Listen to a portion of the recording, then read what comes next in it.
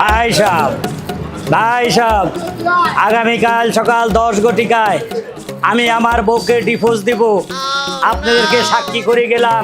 হারুন সাহেব, আই শুনছি আপনি বউ সারি দিবেন, কারণ আর এনে আইসেন এই বউ সারার লাই, এটা কি বালা কাম নি? বউ সারবেন কি লাই? না, আপনি ঠিকই কইছে, বউ সারি দেন কাম ভালো না, এটা আমিও জানি। না আর কত হইলো এটি তো আমরা সক্কর বকর করে দেখলে কি করতে হয় বা ডিভোর্সের পরবর্তী লাইফটা কিরকম হয়, যদি একটু দেন আমাকে একটু অ্যাডভাইস দেন দোস্ত প্লিজ। শোন, তুই ডিভোর্স দিতে চাচ্ছিস, ঠিক আছে, আমি তোকে নিষেধ করব না, কিন্তু আমি তোকে কিছু কথা বলি।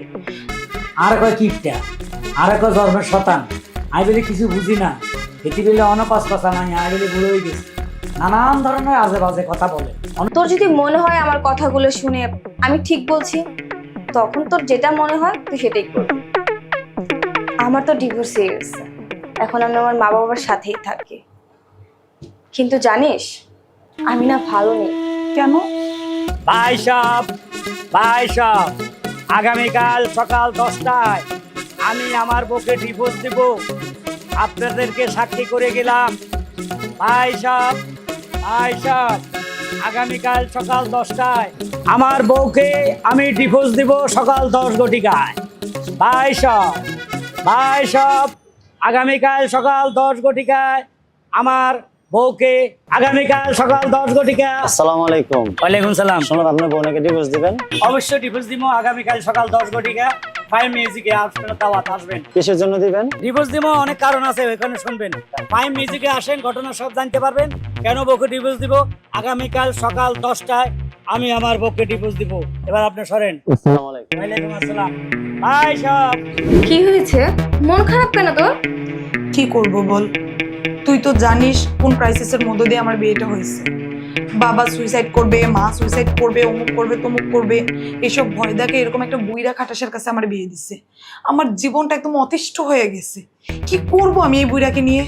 আচ্ছা ঠিক আছে, সবকিছু তো আমি জানি, কিন্তু এখন কি হলো সেটা তো বলবে আমাকে। দেখ, এই বুইরার কাছে টাকা চাইলে কারি কারি টাকা পাই। প্রত্যেকদিন কোনোদিন 2 লাখ, কোনোদিন 3 লাখ এনে বলে কি আলমারিতে রাখো, ড্রয়ারে রাখো, লকারে রাখো, টাকার কোনো অভাব নাই। কিন্তু এত কিপটা বলার মতো না। আমি একটা শাড়ি চাইলে, ভালো শাড়ি চাইলে দিবে না। কি করে জানোস? ফুটপাত থেকে 200 টাকা দিয়ে আমার জন্য শাড়ি কিনে নিয়ে আসে। সব টাকার অভাব নেই। বাজার করতে বললে বাজারে সব থেকে নিকৃষ্ট পচা কোন মাছটা আছে ওই মাছটা আনে।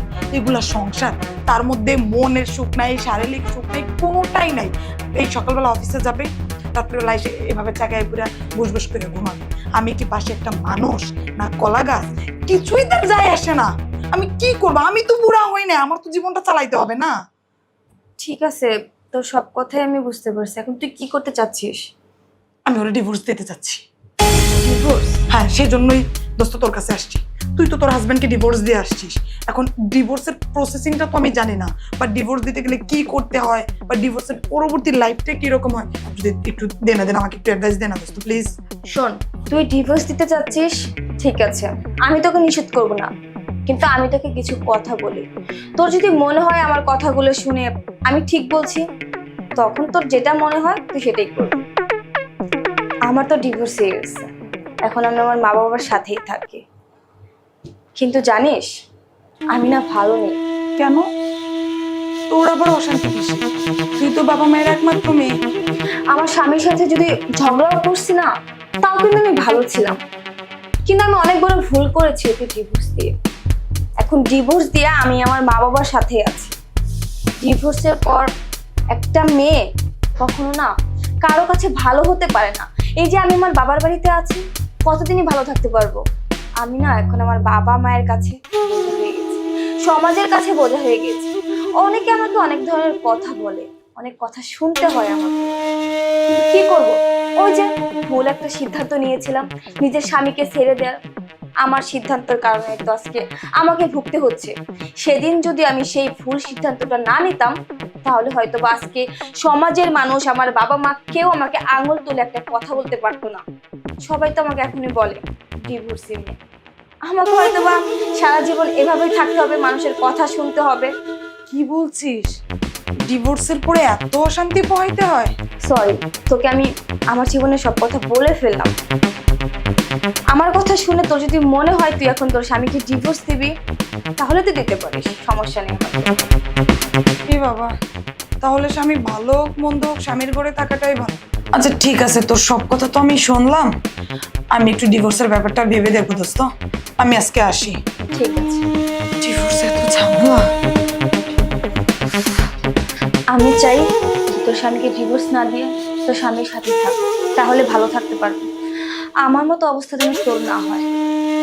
আচ্ছা হারুন সাহেব, আমি শুনছি আপনি বউ সারি দিবেন, কারণ আর এনে আইসেন এই বউ সারার লাই, এটা কি ভালো কাম নি? বউ সারবেন কি লাই? না আপনি ঠিকই কইছে, বউ সারি দেন কাম ভালো না, এটা আমিও জানি। কিন্তু আমার কথা হইলো এটি তো আমার লোক চক্কর বকর করে, আর কয় কিপটা, আর কয় জন্মের শতান। আমি বলি কিছু বুঝি না, এটি বলে অনেক কথা নাই, আমি বলি বুড়ো হয়ে গেছি। নানান ধরনের আজে বাজে কথা বলে, অনেক সময় সহ্য করা যায় না। তো ইয়ালাই ডিসিশন নিছি ছাড়ে দিয়ে, আবার মনে মনে কই ছাড়ে দিলে তো এটি যাইবে কোন মন, এটির কথা কিন্তু আর চিন্তা করি, এটি কিন্তু আর কথা চিন্তা করে না। বিশ্বাস না করলে আমরা জিজ্ঞান যে আন লগে আছে জিজ্ঞান।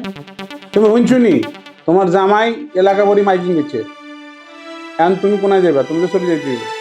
না না, আমার স্বামীর মতো ভালো মানুষ এই দুনিয়াতে আর দ্বিতীয়টা খুঁজে পাবো না। আমার একটু উচ্চাকাঙ্ক্ষা ছিল, একটু বিলাসিতা করার স্বভাব ছিল তো ছোট থেকে। দেখো, তুমি আমার প্রথম আর তুমি আমার শেষ ভরসা। সারা জীবন আমি তোমার পা ধরে চলবো। কারণ আমি একটু দেরিতে হইলেও বুঝতে পারছি বিয়ের আগে বাবা আর বিয়ের পর মেয়েদের স্বামী ছাড়া কোনো গতি নাই। আমি হয়তো আজকে তোমাকে ডিভোর্স দিয়ে চলে যেতে পারবো, কিন্তু সমাজের কাছে আমি একটা ডিভোর্সি মেয়ে হয়ে থাকবো, কুমারী মেয়ে হয়ে কিন্তু থাকতে পারবো না। তাই মেয়েদের অহংকার বলো, অলংকার বলো, গর্ববোধ বলো, সবই হলো স্বামী। তাই আমি তোমার সাথে সংসার করতে চাই, তুমি আমাকে দয়া করে ডিভোর্স দিও না। একবার ছাড়ে দিই চাও, পরে দেখবে তুমি সরকারি মাল হয়ে গেছো, দেখে তোমার দিকে ডিম মারবে। হারুন সাহেব, আপনি বুঝছেন নি আপনার কত ভালোবাসে, আপনি উল্টা পাল্টা কথা কন আর উল্টা পাল্টা কাম করেন, এটা তো ভালো না। বুঝছেন নি? আপনি মিলি যান। ঠিক আছে আপনি মিলে দেন। আর এদিন করতেন না, আচ্ছা, মিলি যান। ঠিক আছে, আর মাইকিং করবেন নি?